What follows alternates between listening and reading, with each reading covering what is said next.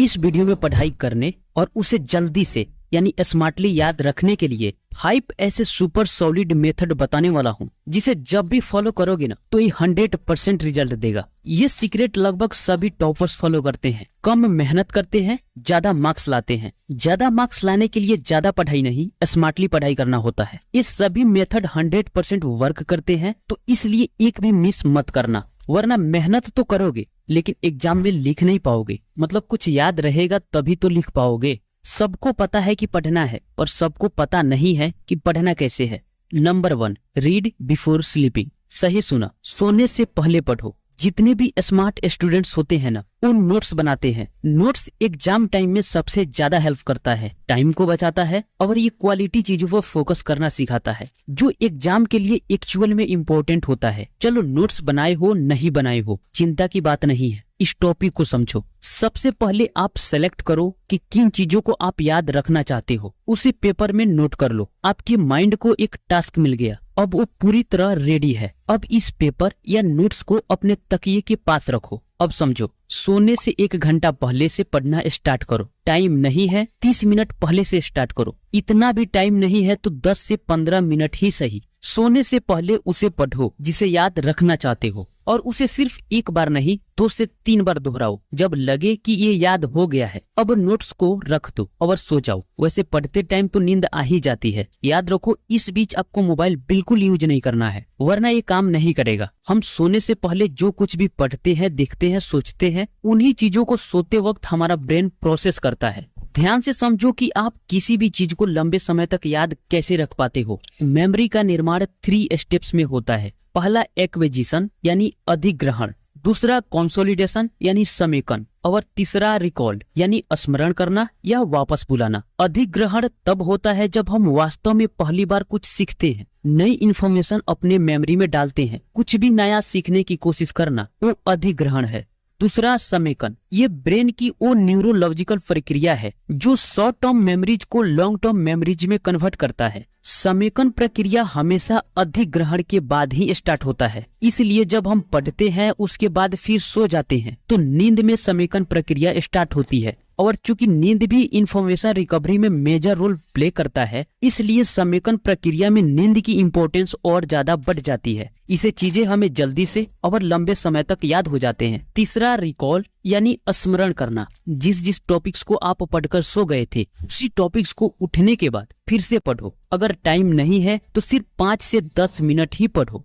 सोने से पहले पढ़ते हो और उठने के बाद पढ़ते हो, ये याद करने के सबसे पावरफुल तरीका है। एक बार इसे ट्राई करके देखो, इसका रिजल्ट आपको हैरान कर देगा। इसे कम टाइम में कम एफर्ट लगाकर ज्यादा आउटपुट निकाल पाओगे। इसके अलावा याद करने के कुछ और ज्यादा सीक्रेट जानना चाहते हो तो इस वीडियो को देखो, लिंक डिस्क्रिप्शन में मिल जाएगा। Number 2, flash card. अगर आपको बोला जाए 10 क्वेश्चंस को एक साथ याद करने को, तो आप उसे टालते रहोगे क्योंकि ये मुश्किल टास्क है, तो उसके लिए आप हमेशा सही समय का इंतजार करोगे। वहीं आपसे बोला जाए सिर्फ 1 क्वेश्चन याद करने को, तो आप फटाक से रेडी हो जाओगे क्योंकि आपको पता है कि बस एक ही तो है। यहीं पर एंट्री होती है फ्लैश कार्ड की। हमें बुक से या नोटबुक से किसी टॉपिक को याद करना हो तो उसके लिए 10 बार सोचना पड़ेगा। नोटबुक को ओपन करना, उसमें ढूंढना थोड़ा मुश्किल हो सकता है। वही 2 फ्लैश कार्ड आपके टेबल पर पड़े हैं, 2 फ्लैश कार्ड आपके बिस्तर पर पड़े हैं, 2 फ्लैश कार्ड आपके पॉकेट में पड़े हैं, और उसमें जो भी टॉपिक, क्वेश्चन या जो भी बातें लिखी है ना, उसे आप यूं ही याद कर लोगे। आपको पता भी नहीं चलेगा और ज्यादा एफर्ट लगाने की जरूरत भी नहीं पड़ेगी। हम पढ़ाई खेल खेल में भी कर सकते हैं। हर बार हमें अलग से समय निकालने की जरूरत नहीं है। तो फ्लैश कार्ड आप स्टेशनरी शॉप से ले लो या पेपर के छोटे छोटे टुकड़े कर लो।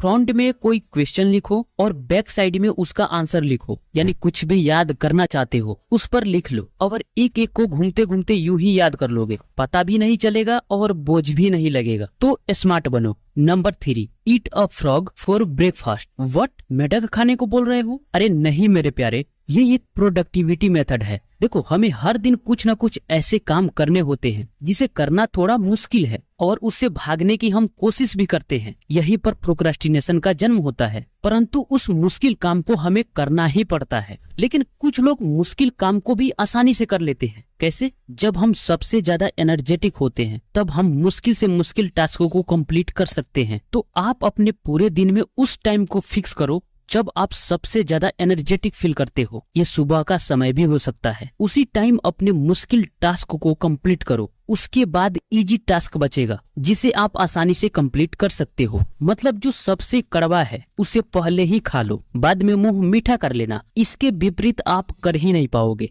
Number 4, mnemonics. ये पॉइंट सबसे इंपॉर्टेंट है और हमेशा काम आने वाला है। इस वीडियो में कई चीजें तो याद भी कराने वाला हूँ, तो अब ध्यान से सुनो। निमोनिक्स को सिंपल भाषा में समझो। हम बड़े चीजों को छोटे में कन्वर्ट करके उसे अपने शब्दों में याद रखने की कोशिश करते हैं। ये कोई वर्ड हो सकता है, सेंटेंस हो सकता है, या कोई पोयम हो सकता है, कुछ भी हो सकता है। For example, my very educated mother just served us 9 pizzas. ये एक क्रिएट किया हुआ सेंटेंस है। इसमें सोलर सिस्टम के सभी प्लैनेट्स के नाम सीक्वेंस में छुपे हुए हैं। Please excuse my dear aunt Sally. ये भी एक निमोनिक सेंटेंस है। ऐसे बहुत से एग्जाम्पल आप देख सकते हो।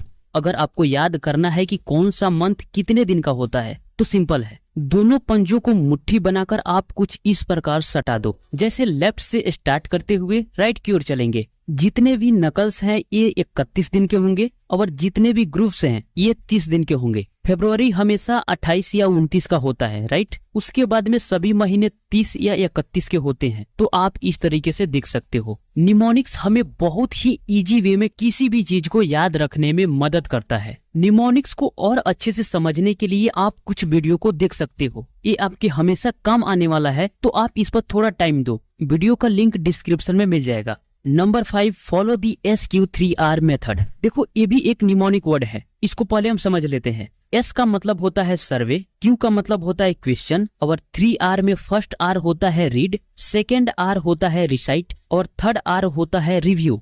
फर्स्ट, सर्वे। जब कोई भी नया चैप्टर पढ़ना हो तो सबसे पहले सरसरी आंखों से पूरे चैप्टर का सर्वे करो। करना ये है, उसमें जितने भी हेडिंग्स, इमेजेस, डायग्राम्स, ETC, जब आप पेजेस पलटोगे ना तो आपको वो खुद ही दिखाना चाहेगा कि देखो मैं यहाँ पे हूँ। इन्हीं सभी चीजों को देखना है। छोटे छोटे बॉक्स में कुछ इंपॉर्टेंट टॉपिक्स भी होंगे। सभी को एक बार अच्छे से देख लो, पढ़ लो, ताकि आपको एक आइडिया मिल जाए कि इस चैप्टर में मैं किन किन चीजों को पढ़ने वाला हूँ। सेकेंड है क्वेश्चन। अब इसके बाद आपके दिमाग में कुछ क्वेश्चंस आ रहे होंगे, या हेडिंग को क्वेश्चन में बदल सकते हो। अब इन क्वेश्चंस को लिख लो, क्योंकि ये आपका बनाया हुआ क्वेश्चंस हैं। अगर कुछ ना मिले तो जो चैप्टर के लास्ट में क्वेश्चंस होते हैं उसी सभी को पढ़ करके उसमें से कुछ नोट कर लो। अब 3R में जो फर्स्ट R है वो कहता है रीड। अब पढ़ना स्टार्ट करो। ध्यान से समझो होता क्या है। जब आप नॉर्मली किसी चैप्टर को पढ़ते हो तो ठंडे दिमाग से पढ़ते चले जाते हो। आपके मन में कोई हलचल नहीं, कोई प्रश्न नहीं उठता। इससे ज्यादा फायदा नहीं होता। पर इस मेथड को फॉलो करते वक्त आपके दिमाग में कई क्वेश्चंस ऑलरेडी मौजूद हैं। अब आप पढ़ोगे तो ध्यान से पढ़ोगे, क्योंकि कुछ क्वेश्चंस का आंसर भी ढूंढने हैं। सेकेंड R कहता है रिसाइट, यानी सुनना।